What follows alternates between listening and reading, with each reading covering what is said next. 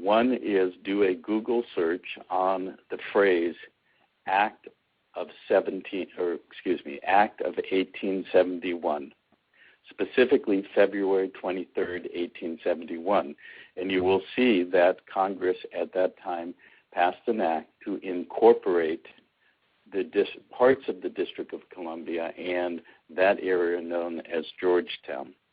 That became a separate jurisdiction as a corporation, and from there, the rest that Kelby described unfolded. Secondly, in 1868, just prior to that, the 14th Amendment was passed. And ostensibly, the 14th Amendment was passed in order to establish a basis of status for the freed slaves, who were not going to be allowed to be sovereign. They could not come in at an equal level to the sovereign men of the free states.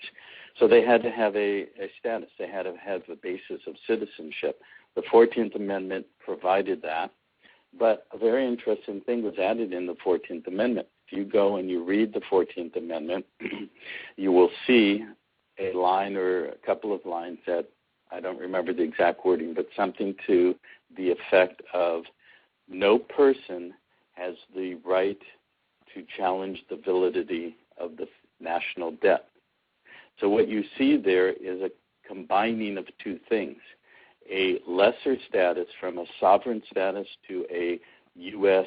person citizenship status, combined with the prohibition of challenging the debt. And what then transpired with those two very specific things, the incorporation and the citizen status of the 14th Amendment citizen, and the inviolability of the debt, was that in the next 140 years, everything would be turned inside out, and the people would be systematically marched through a process where everything would be contracted to that federal entity, and everything would be pledged as collateral to that debt. And the goal was, and people might say, well, that's a conspiracy theory. Well, I'm a conspiracy factualist. These are all facts.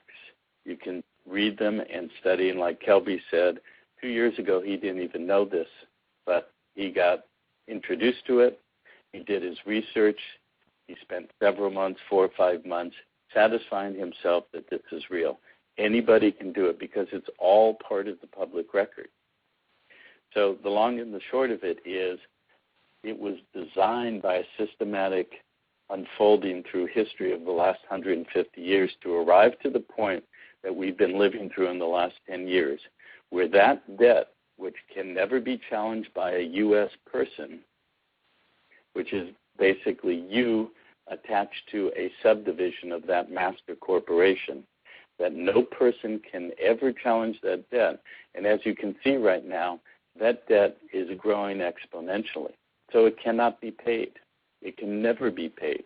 It is designed to create a system and a status for all the people of literally perpetual, eternal debt enslavement, where nothing is owned by anyone but the state, and everyone is a servant that must obey the state and must obey all of the rules, which are nothing but corporate bylaws.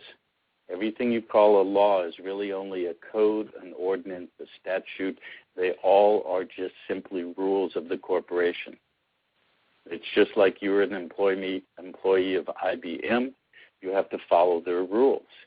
It's the same thing. So you are all constituted and characterized and acted upon as employees of the federal entity, which is in perpetual debt that you cannot challenge. The other place that you can satisfy yourself that this is a fact, aside from doing the search for Act of February 23rd, 1871, is do for those of you not familiar, all of the United States, which is a federal corporation, all of the statutes and codes are contained in something called the United States Code. There are 50 volumes, And these were designed and structured in the 1870s, and they've been filled out for the last 140 years. And if you want to find anything in the U.S. Code, you just simply write the number of one of those 50 volumes. Then you write the letters USC, which stands for United States Code, and then you write the section you're looking for. So, for example, Title 26 is known as the IRS Code. So if you wrote 26 USC 7001, you would find a specific code section of the IRS Code. Title 28 is the judiciary. So if you write 28 USC 3002, you will go within the judiciary title, you will go to a specific code section that has definitions. And in the legal system, words being defined is everything. So a major example of that is the word person. If you search for person in the U.S. Code, you will find that it's defined as a corporation. So if you're walking around saying, I'm a U.S. person, you have just defined yourself as a corporation, and you fall under all of the things that I've just described. So if you go to 28 U.S.C. 3002, you will find about 15 definitions. And you go down to subsection 15, and it says the United States is a federal corporation. Period. End of story. And it is a corporation that is acting as a de facto government, as Kelby described, but it is not based on law, and it's not based on the land.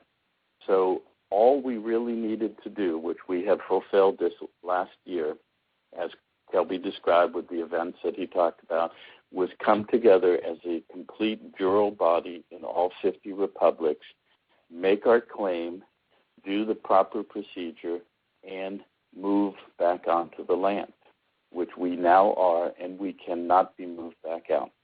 And so every individual in North America can choose to make the declaration of your sovereign rights and stand with us in the republic and on the land.